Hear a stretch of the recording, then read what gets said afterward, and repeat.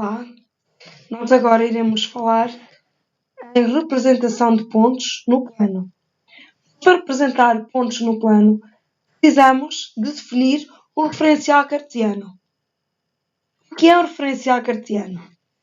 Estão a ver, tem um eixo horizontal, damos o nome de eixo das abscissas, tem um eixo vertical, damos o nome de eixo das coordenadas.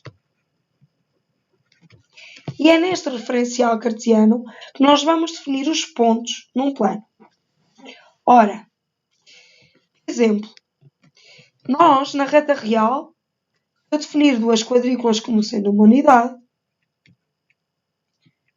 na horizontal posso definir desta forma, na vertical igual.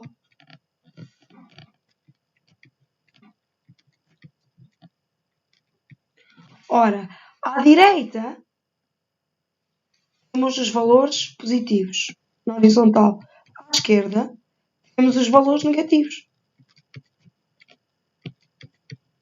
Então, por exemplo, um ponto qualquer, vou definir aqui. Quais serão as coordenadas deste ponto?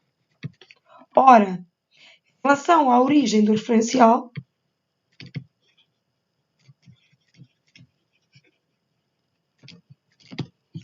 colocou-se duas unidades para a direita, portanto, duas no sentido positivo, e duas unidades para cima, portanto, duas no sentido positivo também. Então, nós podemos definir o ponto A na posição 2, 2. Isto é, no eixo do X andou duas casas para a direita, e no eixo do Y andou duas casas para cima. Portanto, a partir de agora conseguimos definir um ponto através das suas coordenadas, em que a primeira componente descreve o movimento que ele faz em relação à origem para a direita ou para a esquerda, e a segunda componente para cima ou para baixo. Então, vamos fazer outro ponto, para isto ficar claro. Por exemplo, o ponto aqui. Vou chamar ponto B.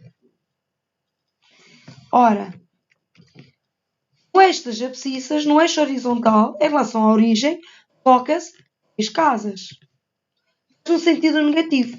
Portanto, será menos 3.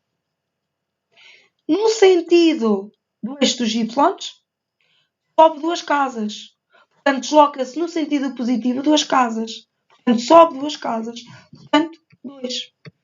Ou seja, o ponto B está da abscissa 3 e ordenada 2.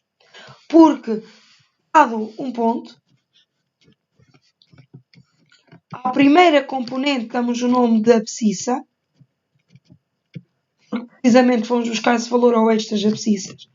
À segunda componente, ordenada. E agora, a partir de hoje, vocês conseguem fazer as coordenadas de quaisquer pontos. Por exemplo, qual as coordenadas aqui deste ponto C? Em relação ao eixo das abscissas, em relação à horizontal, deslocou-se 3 casas no sentido positivo, portanto 3. Mas a segunda componente nem subiu nem desceu, portanto 0. Portanto, qualquer ponto, volto a repetir, pode-se definir num plano definido pelas suas coordenadas, em que a primeira componente é a abscissa, que medimos quanto se desloca em relação à origem na horizontal, e a segunda componente é a ordenada, quanto se desloca em relação à origem na vertical. Só mais um caso. Por exemplo, este ponto aqui.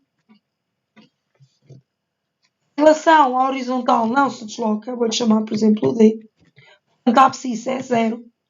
Mas a ordenada só 4. Portanto, 4. Bom estudo.